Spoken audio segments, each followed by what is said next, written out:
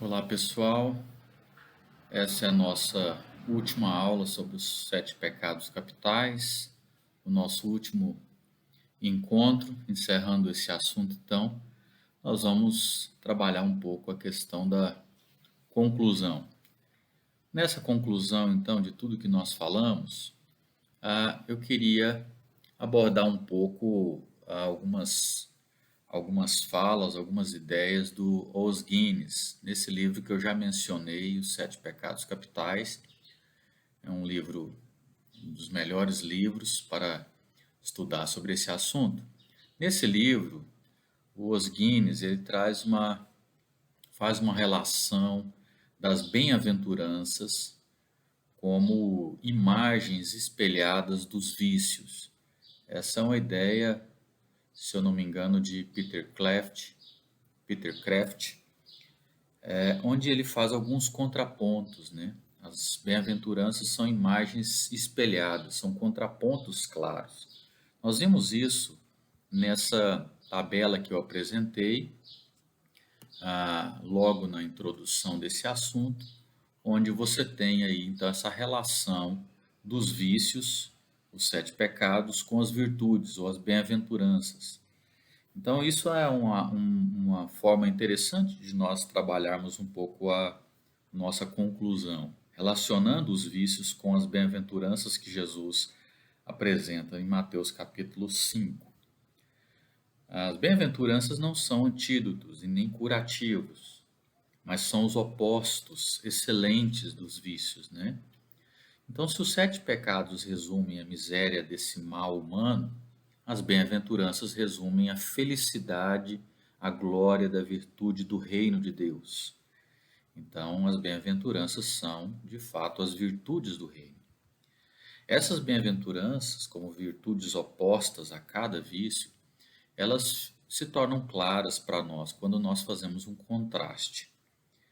Mas é importante lembrarmos que adquirir as virtudes são como a ideia de um jardim, né?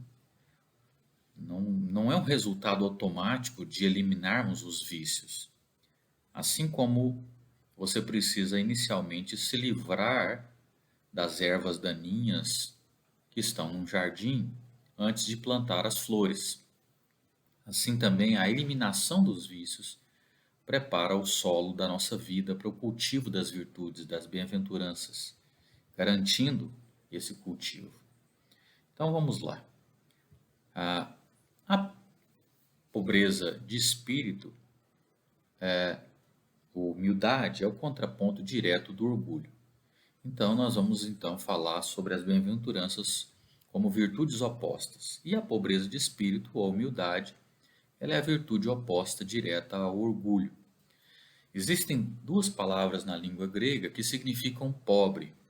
E Jesus escolhe aqui a palavra mais agressiva, que significa a pobreza destituída, falida, como a ideia de um mendigo mesmo, que não tem casa, que não tem o que comer, que não tem roupas, que não tem nada. Então essa palavra que Jesus usa aqui para bem-aventurados os pobres de espírito, os humildes. A ideia é de que bem-aventurados são aqueles que estão tão conscientes da sua falência em si mesmos e de si mesmos, que eles não possuem coisa alguma da qual depender nesse mundo, exceto Deus, pois sua felicidade será deles. Então, Deus é a única coisa que nós temos, a única coisa que os pobres de espírito têm. Eles não se apoiam em si mesmos, eles não se apoiam naquilo que eles têm, eles estão conscientes da sua pobreza de espírito. Humildade, pobreza de espírito não é ser capacho. Essa atitude de ser capacho muitas vezes é uma atitude hipócrita, uma atitude passiva de achar que eu não tenho necessidades ou desejos importantes. Isso não é humildade. Não é a humildade representada nas bem-aventuranças, como fica evidente na própria vida e nos ensinos de Jesus. Além de nós confundirmos muitas vezes a humildade com a ideia de ser capacho, nós também temos uma ideia de falsa humildade. Ou seja, uma humildade voltada para si mesmo, uma humildade absorta em si mesmo. Na verdade, a pessoa falsamente humilde, ela é uma pessoa orgulhosa. Então, a virtude que se opõe ao vício, nesse caso, ao orgulho, é a pobreza de espírito, ou seja, a consciência de que sem mim nada podeis fazer, ou seja, sem Jesus nada podemos fazer. E Deus é aquilo que é mais importante na nossa própria vida. Em segundo lugar, a segunda bem-aventurança, bem-aventurados os que choram, é o contraponto diretamente relacionado com o vício, inveja. A palavra que Jesus usa aqui para chorar é uma das mais fortes na língua grega e é especialmente usada quando você está chorando por alguém que morreu. Chorar os mortos. Isso fala de uma tristeza intensa, de uma tristeza esmagadora. É fato que muitas vezes os nossos enterros, os nossos cultos fúnebres não estão ligados muitas vezes à tristeza intensa, né? À tristeza esmagadora. Nós não conseguimos prantear mais os nossos mortos. Mas naquele tempo você chorava pelos mortos. Às vezes até contratava pessoas para chorar pelos mortos, para ter mais choro ainda. Mas a ideia do choro que Cristo usa aqui é uma ideia de alguém que está sofrendo, que está intensamente triste porque perdeu alguém. E uma característica que define esse choro, essa simpatia, é a solidariedade, é o sofrimento do outro que está sendo pranteado tão profundamente quanto se fosse o meu próprio sofrimento. Então eu choro por alguém que perdeu um ente querido, assim como se eu estivesse num lugar perdendo um próprio ente querido. Então, se a inveja é a tristeza pelo bem do outro, a tristeza por aquilo que o outro tem, o contraponto é a tristeza pelo sofrimento do outro, pelo mal que o outro está sofrendo. Então, eu sofro junto com o outro, eu sofro as suas aflições, eu sofro as suas perdas. Enquanto a inveja chora quando os outros celebram e comemora com o choro dos outros. O lamento chora com os que choram e se alegra com os que se alegram. Observe que esses aspectos positivos dessa virtude, a virtude do pranto. Primeiro, ela é uma virtude positiva, não simplesmente uma virtude preventiva ou uma virtude defensiva em relação ao vício. O chorar com os que choram e o alegrar-se com os que se alegram é inteiramente positivo, não defensivo. Essa virtude também ela é caracteristicamente simpática em vez de ser reservada, ou seja, a inveja se separa dos outros e presta atenção apenas nas diferenças que a irritam. O lamento, o choro, se põe do lado dos outros. Então eu tenho inveja de, isso me separa. O lamento, eu tenho lamento com, isso me põe do lado. Então o movimento parte do sofrimento para a simpatia e da simpatia para a solidariedade. Então, onde a inveja é competitiva, o choro é compassivo. A inveja nunca vê as pessoas, ela apenas faz uma comparação entre elas e os outros. Ela trata o dar como rendimentos decrescentes para si mesmo. O choro, por outro lado, ele ignora comparações, ele vê as pessoas. Uma outra coisa interessante também, ah, pensando aí num aspecto dessa virtude também do pranto, é que é bastante claro que isso não é utópico. A virtude de chorar com os que choram e se alegrar com os que se alegram não é utópico. É fato que ela não procura uma sociedade totalmente livre da inveja, e nem nós procuramos, porque tal tipo de sociedade é impossível em função do estado decaído do mundo, né? Isso ia buscar a erradicação de qualquer coisa que produzisse a inveja. Isso é impossível. Mas ela levanta pessoas, cidadãos e cidadãs, agentes do reino, que conseguem chorar com os que choram e se alegrar com os que se alegram. O terceiro, um outro contraponto, né, do pecado agora da raiva, é encontrado em duas bem-aventuranças. Essa virtude, bem-aventurados os mansos e bem-aventurados os pacificadores. Isso se contrapõe com o vício ira, com o vício raiva. A mansidão, ela muitas vezes é confundida com fraqueza e o pacificar é confundido como pacifismo, como inatividade. Mas tanto a mansidão quanto o pacificar, eles têm a sua base na força. A força de não usar o poder é vista mais claramente e de forma mais construtiva quando a possibilidade de usar esse poder é maior. Então, quando eu posso usar o poder e não uso esse poder, eu estou aí demonstrando essa mansidão, demonstrando essa capacidade de pacificação. Na escritura hebraica, a figura da paz não é de duas ovelhas deitadas juntas, mas a figura da paz é a de um leão deitado junto à ovelha, porque a ovelha seria uma presa fácil do leão. Então, é exatamente essa virtude de mansidão, de pacificador, quando aquele que é mais forte, ainda que não seja mais forte, ele consegue se tornar mais forte, porque ele pode não buscar a revanche, não buscar a ira, não buscar o ódio, como nós já apresentamos nesse vício. Então, enquanto o pecado da ira se origina de forma comum de sentimentos de inferioridade, você se sentiu inferior ou foi colocado numa postura de inferior ou de impotência, a mansidão, ela se origina no conhecimento de que nós temos a nossa força.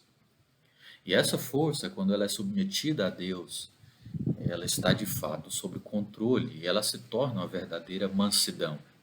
Por isso a mansidão não sente necessidade de ferir os outros.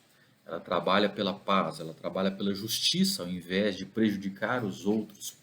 Porque ela não possui aquele sentimento de inferioridade que precisa ser pacificado, nem o sentimento de impotência que a pessoa precisa provar que não tem.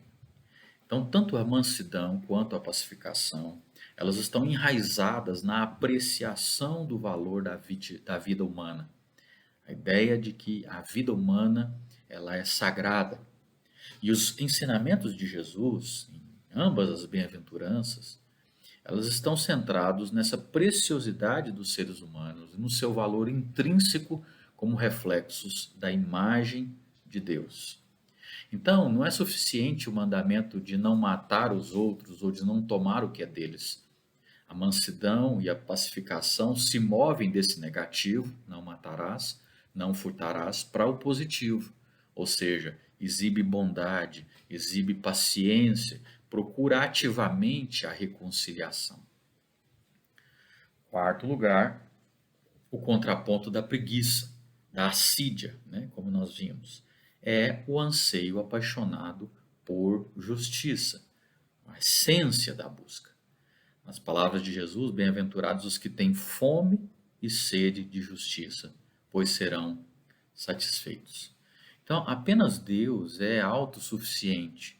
Todas as outras coisas que são encontradas na criação, inclusive os seres humanos, os animais, as plantas, o cosmos, tudo isso tem fome, tem necessidade de alimento, de significado, de amor. Só Deus não precisa disso, todas as outras coisas precisam. Então, é correto e apropriado ter fome, ter sede de qualquer coisa que traga satisfação. E para muitos, a existência dessas coisas que satisfazem são uma indicação da existência de Deus e de seu amor por sua criação. Muitas vezes, essa procura infindável pela satisfação interior, por intermédio do materialismo, da adrenalina, do sexo, da falsa espiritualidade, é de fato uma tentativa de saciar a fome de justiça. Vocês têm fome de alguma coisa, mas é daquilo que é correto. Então você tenta buscar essa satisfação em outras coisas, em bens, na matéria e etc. Então, pode ser um desejo incitante e ativo, usado pela preguiça, que não vai ser descansado até ser satisfeito. Ou seja, é o contraponto, esse anseio, essa busca por algo. Quinto lugar, pecado da avareza. Ele se centraliza na ambição dobrada, obter o que não temos e manter o que temos. Ou seja, isso é basicamente, como vimos, o fundamento aí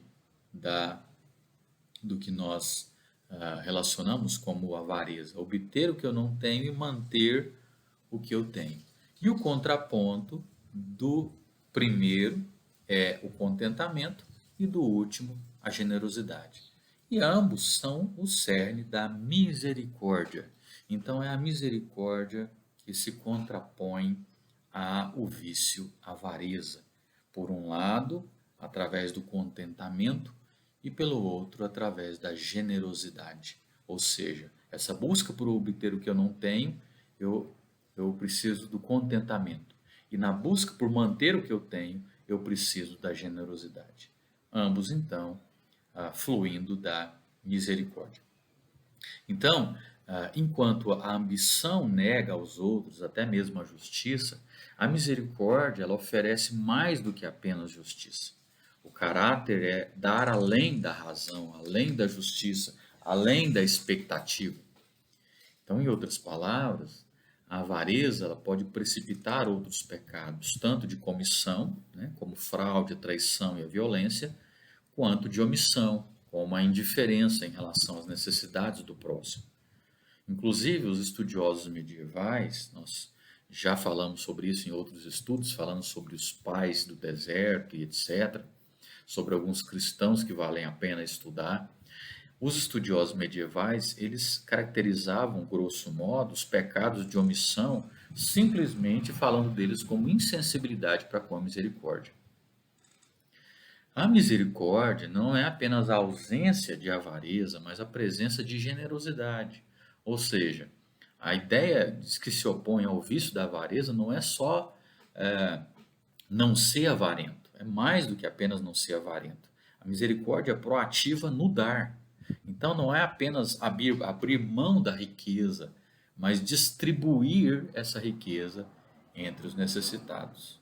Assim como vemos naquela viúva pobre, que ainda que ela não tivesse, ela deu tudo que ela tem, ou seja, ela conseguiu agir com misericórdia, ela consegue distribuir, ainda que no pouco.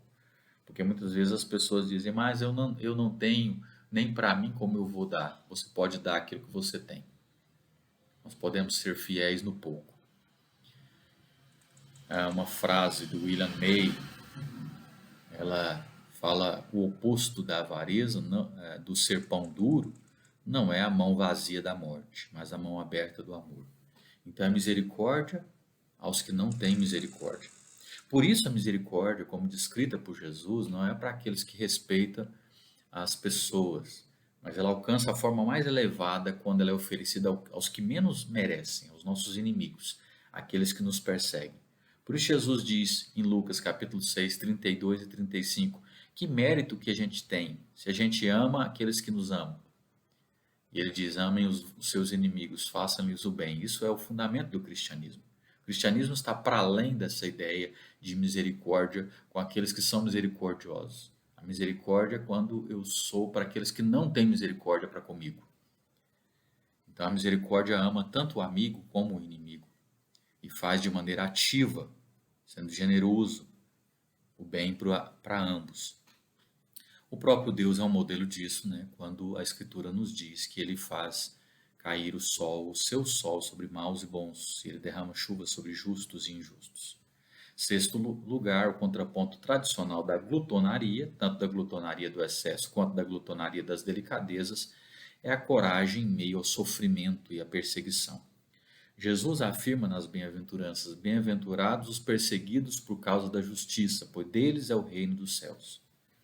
Embora a glutonaria seja uma forma de indisciplina e de autoindulgência, a coragem em meio ao sofrimento representa disciplina e contentamento levados ao extremo do auto-sacrifício.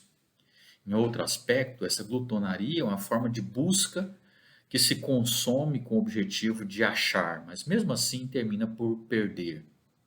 Então, coragem em meio ao sofrimento e à perseguição é uma forma de ser consumido pela perda, terminando, porém, em ganho. Então, vale muito a pena ponderarmos esses contrastes, embora a gente não tenha muito tempo para fazer isso aqui nessa aula final. Caminhemos. Sétimo ponto, o contraponto da libertinagem é a pureza de coração. Enquanto a libertinagem é antiética e irrestrita, a pureza de coração é a devoção ética e disciplinada do coração. Enquanto a libertinagem cega e dissipa a nossa força, A pureza de coração é uma concentração intensa de força, além de ser perspicaz. Pureza significa algo verdadeiro. Não ligue só isso a questões sexuais. A ideia de pureza traz a ideia de algo autêntico, de algo simples, de algo totalmente ele mesmo, né? E, portanto, purificado, limpo. Essa ideia de completo, de perfeito que a Escritura traz. Então, o contraponto da libertinagem é a pureza, é a completude do coração. Assim como nós lemos sobre amar a Deus com amor puro, com todas as forças, transparente, simples, não adulterado e total. Esse é o contraponto da libertinagem e da idolatria, do prazer, seja sexual ou qualquer outro que a acompanha. Mas o ideal de um coração zeloso e imaculado pode nos esmagar com a desilusão, né? Se não vier acompanhado da graça e do perdão. Por isso Jesus ele frustra qualquer tipo de expectativa, inclusive a expectativa dos religiosos moralistas de todas as épocas, de achar que seguir algumas regras, algumas leis, de ter e de buscar uma moralidade, isso para eles seria importante. Senão, eles estavam buscando algo aparente. Por isso, há esse contraponto que se opõe à libertinagem, à luxúria, é a ideia de um coração puro, de um coração completo, entregue completamente a Deus. Ora, como conclusão, existe o risco de que, quando a gente reconhece os vícios, como nós fizemos isso em várias e várias aulas, a gente fica imaginando, parece que a gente sofre de todos eles, né? E parece que a nossa condição ela é incurável. E muitas vezes a gente fica deprimido, a gente fica pior, né? Em vez de buscar o crescimento no conhecimento dos vícios, a gente fica pior, porque a gente se reconhece tendo, parece que basicamente todos eles. Mas alguns lembretes são importantes para nós, em termos de conclusão, enquanto nós estudamos os vícios, e eles estão aí para você ver. O primeiro deles é: lembre-se do lugar da disciplina. Nós precisamos da disciplina enquanto pensamos nos vícios, e é ela que vai nos ajudar a nos treinar, a fazer com que a gente consiga fazer aquilo que é incapaz fazermos. Então, é importante não se ver como alguém que tem tudo somente esses vícios, mas se ver como alguém que está sendo treinado. E o lugar da disciplina é exatamente isso, em te dar condições de fazer aquilo que você muitas vezes aparentemente é incapaz de fazer. Segundo lugar, precisamos nos lembrar do engano, o nosso pecado utilitário que assiste todos os outros pecados. Por exemplo, o elogio a si mesmo é o engano a serviço do orgulho. A calúnia é o engano a serviço da inveja. A insinceridade é o engano a serviço da libertinagem. Então nós precisamos nos lembrar do engano que muitas vezes também nos acompanha constantemente nessa relação com o pecado. Às vezes nós queremos substituir, queremos nos enganar, né? Então, enganar nós mesmos, assim como a questão da calúnia, né? Eu uso a calúnia como o engano servindo à inveja. Terceiro, lembre-se do perigo do moralismo. Uma das coisas que acompanhavam muito os fariseus, constantemente combatida por Jesus, é que eles viviam uma aparência. Eles viviam algo aparente. Eles diziam seguir a lei, só que eles seguiam somente as linhas, somente a superfície da lei. Então, o perigo do moralismo. Esse é o nosso contraponto repulsivo da virtude. Muitas vezes a gente acha que a gente, cumprindo determinadas regras ou fazendo determinadas coisas por si só, então nós conquistamos, nós conseguimos, nós temos força em nós mesmos e as nossas ações, elas demonstram e colocam o outro num lugar de insignificância ou menor do que o lugar que eu tenho. E aí eu começo a achar que eu sou mais isso, mais aquilo, que eu não sou como você, eu dou o dízimo disso, daquilo, daquilo outro, como os fariseus faziam várias vezes, eles se achavam melhores, superiores. E é exatamente esse o perigo do moralismo, que a gente às vezes está cumprindo, não pelo próprio fato de cumprirmos uma virtude e de desprezarmos um vício, nós então nos colocamos melhores do que os outros. Por fim, lembre-se da demonstração. Essa é a virtude incorporada na ação. A virtude incorporada na ação. Como disse Francisco de Assis, o São Francisco de Assis, pregue o evangelho constantemente e, se necessário, use palavras. Ou seja, num estudo como esse que nós fizemos sobre esse assunto, é necessário o uso de palavras para lermos, para discutirmos, para fazer perguntas, para produzirmos informações, meditarmos, pensarmos o que nós estamos falando. Você está pensando, você está ouvindo, você está de alguma forma lendo e se questionando. Mas ao término do nosso estudo, nós precisamos enfatizar de que todas essas palavras elas têm pouco valor se não as traduzirmos em ações. Todo esse estudo que nós fizemos sobre os vícios tem pouco valor se não forem traduzidos em ações. Ou seja, esse é o aspecto da demonstração. Nós precisamos agir. Como é agir?